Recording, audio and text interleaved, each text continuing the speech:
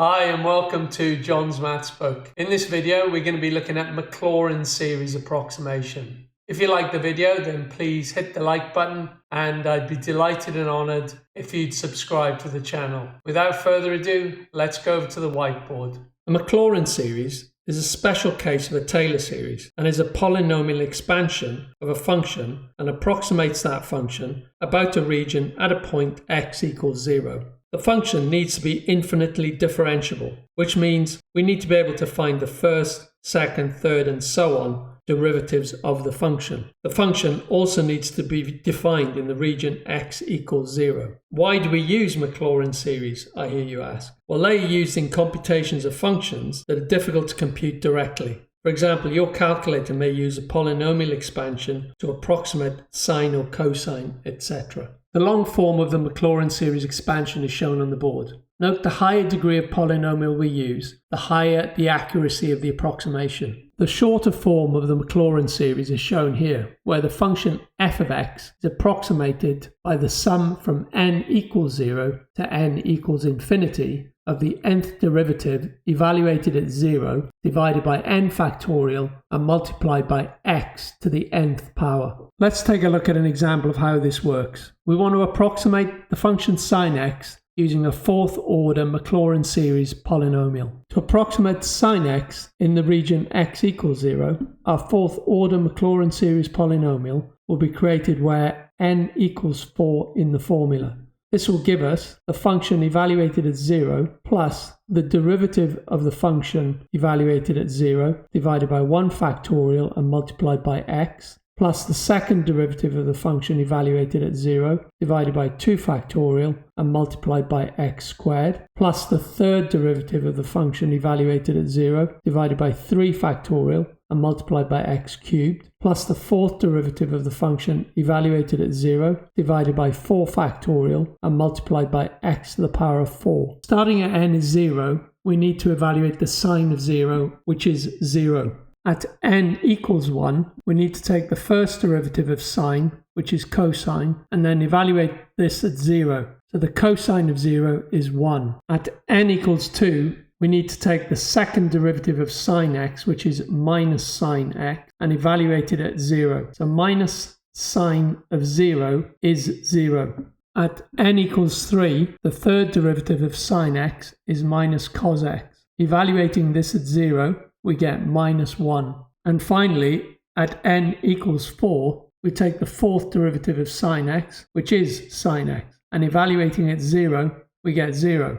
As you can see, we've gone full circle and we're back at sine x. This cycle will repeat, as you will see, if you use larger values of n. And now, if we plug this into our formula, we get an approximation for sine x around the region of x equals 0 as approximately 0 plus 1 times x divided by 1 factorial plus 0 times x squared divided by 2 factorial plus minus 1 times x cubed divided by 3 factorial plus 0 times x to the power of 4 divided by 4 factorial. So simplifying this, we lose all the terms that involve 0, so here, here, and here, and we're left with x divided by 1 factorial. A 1 factorial is 1, so that's just x. And then we have minus 1x cubed divided by 3 factorial.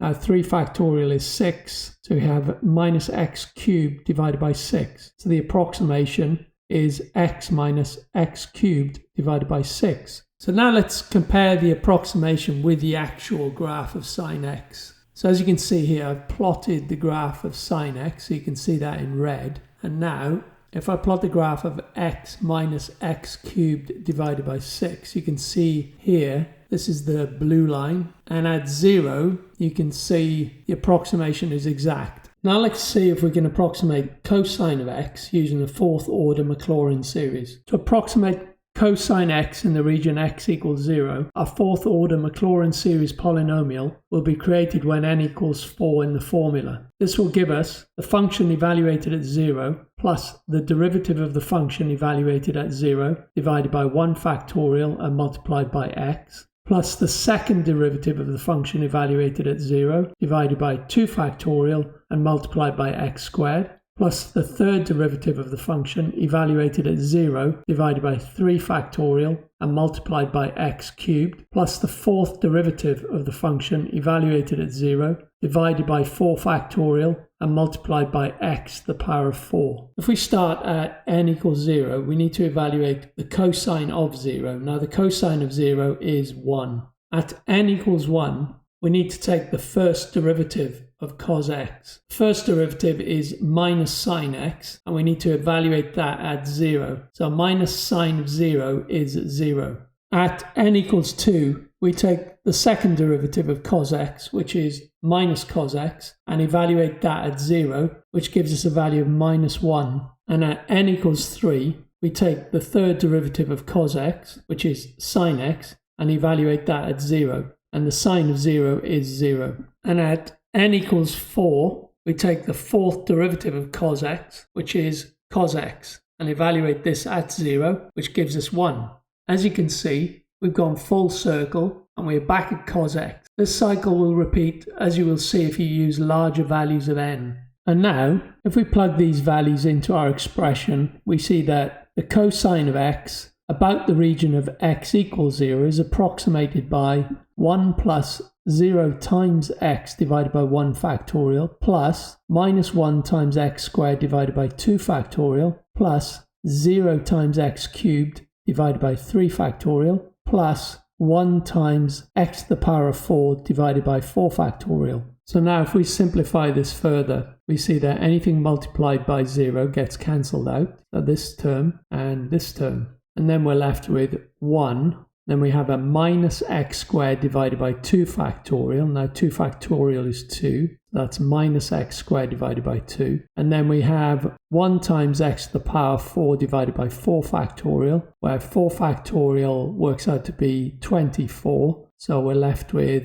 x to the power of 4 over 24. So the whole expression is 1 minus x squared divided by 2 plus x to the power of 4 divided by 24. So now let's plot a graph of cos x and compare it with our approximation. So this is cos x, so the green line here is the cosine of x. And now let's plot our approximation and see what we get. So the purple line is our approximation. As you can see, at x equals 0, it's exact. And now, just for a bit of fun, let's see what happens when we increase n to a value of 6. Let's see how it affects the approximation of cos x. So at n equals 5, the fifth derivative evaluated at 0 will produce 0. So there'll be no x to the power 5 term. And at n equals 6, the sixth derivative will produce a negative 1. So we'll get minus x to the power of 6 divided by 720. So going back to our graphs, this is a graph of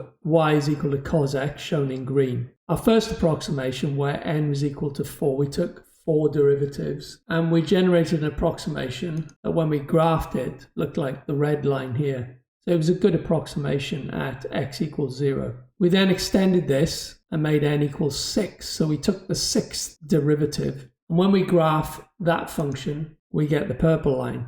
As you can see, it's a better approximation than the first. They're both great approximations around the value x equals 0. But as the lines continue, you see the red one diverges quicker than the purple one.